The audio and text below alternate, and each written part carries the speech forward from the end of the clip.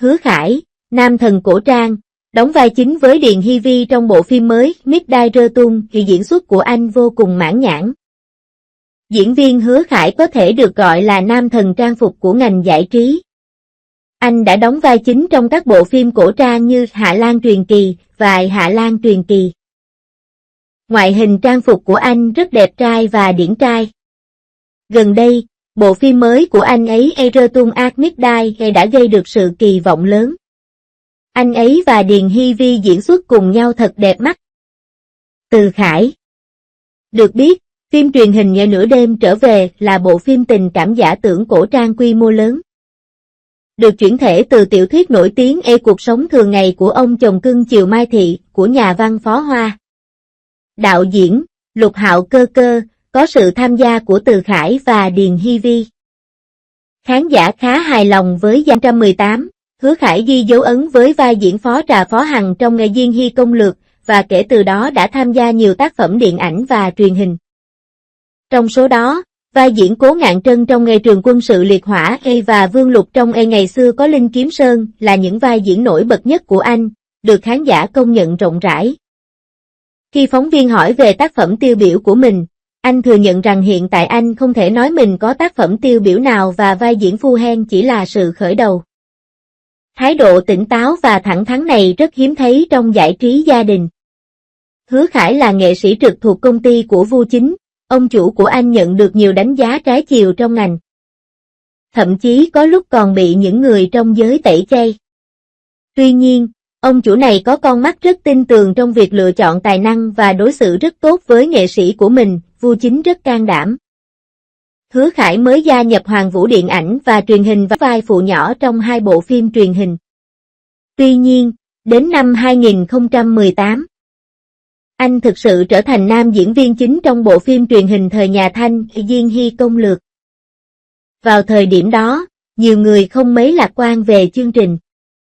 Như Ý Cung Ái Tình do Châu Tấn thủ vai chính vốn được mong đợi rất nhiều. Không ngờ Diên Hy Công Lược phát sóng đầu tiên lại được yêu thích ngoài mong đợi với tiết tấu nhanh, cốt truyện hấp dẫn.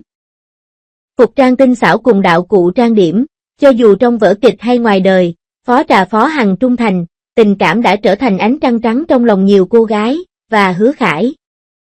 Người đóng vai này, cũng đã từ một cô gái trong suốt vô danh trở thành một ngôi sao sáng chói.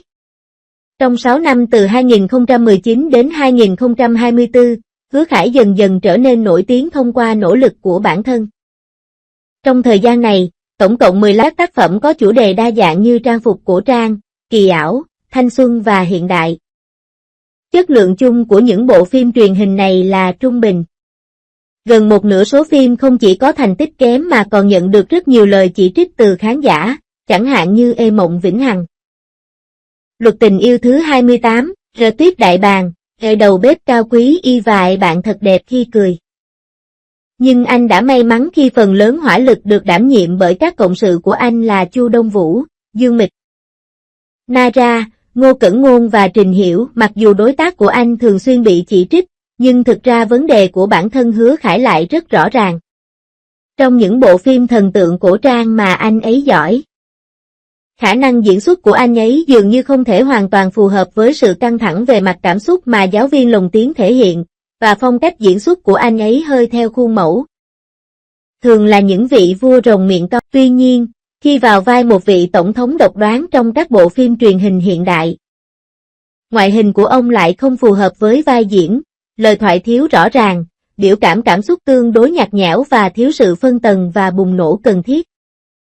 Những vấn đề này không chỉ xảy ra với riêng Hứa Khải, mà là hiện tượng chung của tất cả các ngôi sao giao thông. Ai sẽ nổi bật cuối cùng phụ thuộc vào lợi thế lớn hơn của từng người. Điểm mạnh của Hứa Khải là anh ấy rất tỉnh táo và chân thành, hiểu rõ kịch bản và rất nghiêm túc và tập trung khi diễn xuất, dù bạn làm trong ngành nào. Nền tảng yếu kém hay thiếu tài năng đều không phải là điều tồi tệ. Điều tồi tệ nhất là không có sự hiểu biết rõ ràng và khách quan về bản thân. Từ Khải rất rõ ràng về tình hình của mình. Khi có người khen anh có khuôn mặt đẹp trai như Leo, anh nghĩ rằng người kia là một anh chàng đẹp trai ở trái đất nên không nên lừa đảo mọi người bằng. Anh cho rằng nhân vật mình tạo ra chưa có gì nổi bật, lời thoại cũng chưa đủ. Hứa Khải rất quan tâm đến ý kiến của khán giả, anh thường bật chức năng phản biện khi xem phim truyền hình. Anh ấy sẽ nghiêm túc suy nghĩ và phản ánh những bình luận chỉ trích mang tính xây dựng về khả năng diễn xuất của mình. Khi xem ông trả lời phỏng vấn, người ta có thể cảm nhận được ông là người chu đáo và sâu sắc, và ông có vẻ rất chân thành khi trả lời các câu hỏi, rất hiếm khi có người thực sự chân thật. Những người như vậy thường có tính cách ôn hòa, rộng lượng, đối xử với người khác bằng sự nhiệt tình và ấm áp. Do đó, họ có thể thu hút nhiều người và vật đẹp hơn đến xung quanh họ.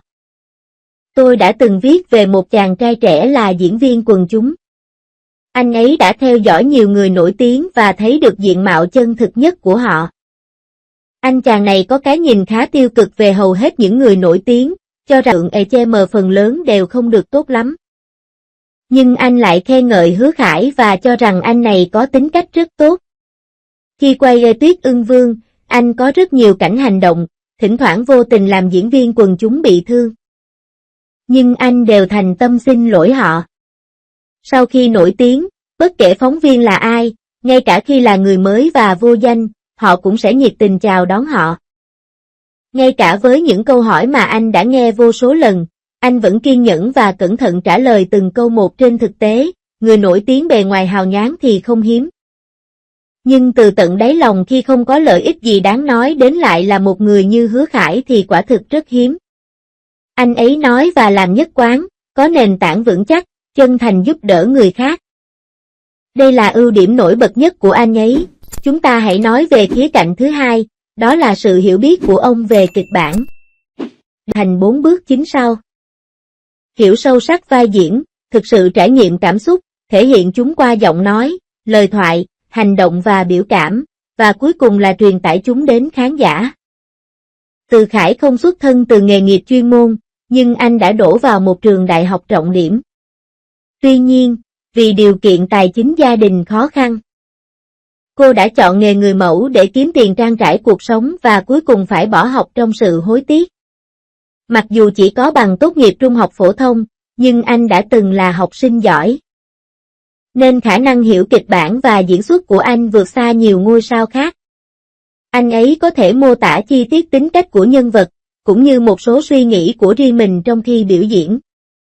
Trong Diên Hy Công Lược, Phó Hằng mang đến cho người ta cảm giác vô cùng thuần khiết, sự kiên trì và nhẫn nại trong tình yêu của anh đều xuất phát từ niềm tin kiên định bên trong. Tôi đối diện, liên tục suy ngẫm về sự nhẫn nại và kiềm chế bên trong của Phó Hằng, và tập dượt nhiều tình huống có thể xảy ra ngay tại chỗ.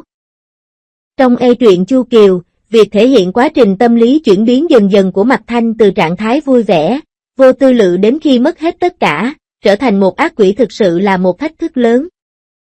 Điều này đòi hỏi diễn viên phải diễn xuất một cách tinh tế để khán giả có thể hiểu và đồng cảm với những thay đổi khác nhau mà các nhân vật đã trải qua. Mặc dù Hứa Khải có thể hiểu sâu sắc kịch bản và có cảm nhận cụ thể về nội dung của nó, nhưng anh ấy hơi thiếu khả năng chuyên môn như giọng nói, lời thoại, diễn xuất và vóc dáng. Thêm vào đó, anh ấy đã lang thang trong các dự án chất lượng thấp trong nhiều năm và thiếu ảnh hưởng của một đoàn làm phim xuất sắc và sự hướng dẫn của một giáo viên giỏi. Do đó, hiệu ứng cuối cùng được trình bày cho khán giả khá nhạt nhẽo.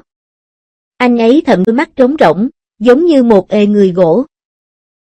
Một cư dân mạng cho biết anh đã ở trong nhóm một thời gian dài và khuyên anh nên bình tĩnh lại. Anh ấy trả lời rằng mỗi người có suy nghĩ khác nhau và anh ấy hy vọng được thử đóng những vai khác nhau. Tôi có thể hiểu quyết định của anh ấy. Vì bạn đã ký hợp đồng với công ty, bạn phải tạo ra giá trị cho sếp của mình. Nếu năng lực chuyên môn của bạn vẫn chưa đủ và điều kiện bên ngoài không thuận lợi. Nếu bạn muốn có chỗ đứng trong công ty, bạn chỉ có thể bù đắp bằng cách làm việc chăm chỉ, đảm nhận thêm nhiệm vụ và tăng khối lượng công việc. Mọi người đều hy vọng có được một kịch bản chất lượng cao để cải thiện bản thân, nhưng mỗi năm chỉ có một số ít vở kịch xuất sắc và sự cạnh tranh cực kỳ khốc liệt. Với tình hình hiện tại của anh, rất khó để có được những bộ phim truyền hình ăn khách với rating cao và phản ứng tuyệt vời, anh chỉ có thể chọn những. Điều đáng ngưỡng mộ là trong 6 năm kể từ khi nổi tiếng, dù chất lượng phim truyền hình anh tham gia chỉ ở mức trung bình, thậm chí không đạt yêu cầu, anh vẫn cống hiến hết mình cho nghiệp diễn. Khi quay A Lot of Thessaloniki, đạo diễn từng nói rằng các diễn viên khác có thể dựa vào hiệu ứng đặc biệt để hoàn thành các cảnh hành động, nhưng ông phải tự mình thực hiện. Vì khả năng chiến đấu tuyệt vời của mình, đạo diễn thậm chí còn treo anh nên cân nhắc việc thay đổi nghề nghiệp để trở thành một võ sĩ. Trong bộ phim đó có rất nhiều cảnh đánh nhau. Trong quá trình quay phim anh ấy bị thương ở eo, nhưng vì không được điều trị kịp thời nên bệnh vẫn còn. Ngay cả đối với những tác phẩm bị chỉ trích nhiều như Eternal Love of the Dream và Pray for Today Shadow, anh cũng coi chúng là những nỗ lực để đột phá bản thân và đã có sự chuẩn bị cẩn thận trước. Sau khi nổi tiếng, nhiều ngôi sao dần trở nên hờ hững với việc đóng phim, nhưng anh vẫn luôn nỗ lực. Anh hy vọng sẽ tạo ra một vai diễn kinh điển đáng nhớ. Nhưng vẫn luôn thiếu một kịch bản xuất sắc thực sự phù hợp với mình. Năm nay, anh có 3 bộ phim sẽ lên sóng lại: Midnight Return, Jefferson Chasing the Murder và 800 Meter Radius. Một trong số đó là phim cổ trang, và 2 phim còn lại là phim tình cảm hiện đại. Điền Hy Vệ. Bộ phim không chỉ có dàn diễn viên chính hùng hậu mà còn có bối cảnh cốt truyện sáng tạo. Nó kết hợp các yếu tố tình yêu, kỳ ảo, hồi hộp, vân vân. Các nhân vật rất đặc biệt và đáng yêu. Từ Khải vào vai Mai Trúc Vũ, người đứng đầu Huyền Kiếm Bộ, một người đàn ông trong sạch chính trực. Ban ngày là quan viên, ban đêm là người bắt quỷ. Điền Hy Vi vào vai Ngô Chấn, một tiểu thư quyền quý vào ban ngày và là một yêu mèo vào ban đêm. Diễn viên Hứa Khải có thể. Sự xuất hiện của anh trong các bộ phim cổ trang Hạ Lan Truyền Kỳ và Hạ Lan Truyền Kỳ vừa đẹp trai vừa tuyệt vời. Gần đây, tác phẩm mới Midnight Return của anh đã thu hút được rất nhiều sự chú ý, sự kết hợp ăn ý giữa anh và Điền Hy Vi trên cùng một sân khấu. Được biết, bom tấn lãng mạn cổ trang giả tưởng Midnight Return được chuyển thể từ tiểu thuyết ăn khách về cuộc sống thường ngày cưng chiều chồng của phu nhân Mai của nhà văn nổi tiếng Phó Hoa. Bộ phim được đạo diễn bởi Lục Hạo Tập Cơ, với sự tham gia của Từ Khải và Điền Hy Vi vào vai nam và nữ chính. Dàn diễn viên này đã nhận được sự hoan nghênh rộng rãi từ khán giả. Bộ phim có dàn diễn viên hùng hậu và cốt truyện khéo léo kết hợp nhiều yếu tố như tình yêu, tưởng tượng và hồi hộp. Các nhân vật sống động, độc đáo và cực kỳ hấp dẫn.